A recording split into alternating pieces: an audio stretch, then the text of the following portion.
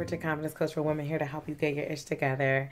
And this is video number 2 in a 6-part series. So if you didn't already see video number 1, you want to scroll back through and you want to find, it'll say secret 1, secret 2, secret 3, secret 4.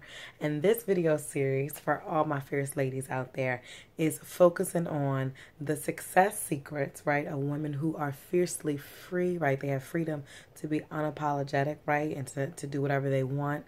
Women who are also purpose, right? They're purpose driven. They are walking in the domain that God has given them. And then lastly, women who are so fiercely loved by themselves, by God, and then also by a special guy in their life. Okay. So again, go back to video number 1 if you want to learn about the first secret. So for today's secret number 2, it is never allow your comfort zone, right, to become an excuse as to why you can't do something or why you can't become who you desire to be. So never use your comfort zone as an excuse. It's secret number 2 of fiercely free, purposed, and loved women, right?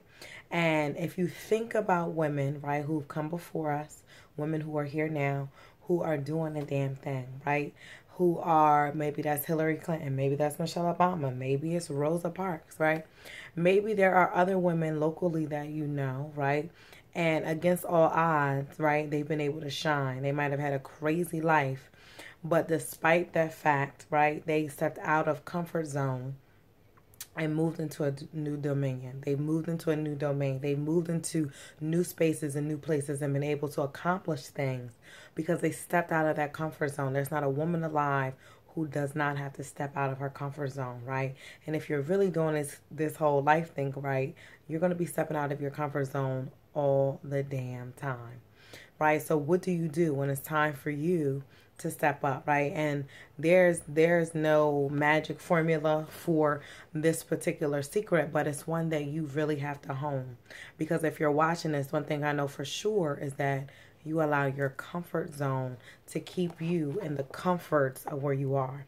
Maybe that's staying in a relationship that seems familiar just because you're familiar with that person, right? I had a client tell me that, like, she told me, I know for sure he's not the one, but we're together because it's comfortable, it's familiar, even though I know that there's probably something better for me that's out there, right? So sometimes we stay in these confines, we stay at jobs because it's comfortable. We like getting a certain paycheck, right? Like if you want to go into entrepreneurship, it's comfortable, right? It's convenient. But one thing you know, and maybe I need to remind you of, is God is not trying to make things convenient for you. He's not trying to do things on your timetable, right?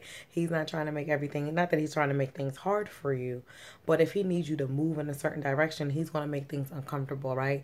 No growth or no change is going to come if you're in that comfort zone and you're stuck there, right? And you're so stuck there that you're unable to see past that. You're unable to move past that.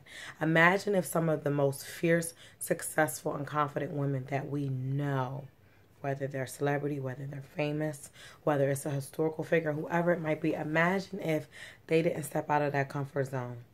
Imagine if Beyonce was like, okay, well, you know, I'm too afraid to be a solo artist, so I'm not going to step out of my comfort zone and become, you know, widely successful and popular, right? Or imagine if someone, you know, is too afraid. Maybe they've had, you know, a miscarriage before and they need to have they want to have another kid, but they're like, oh, I'm too afraid to go through this process and step out of that zone because I know I messed up before.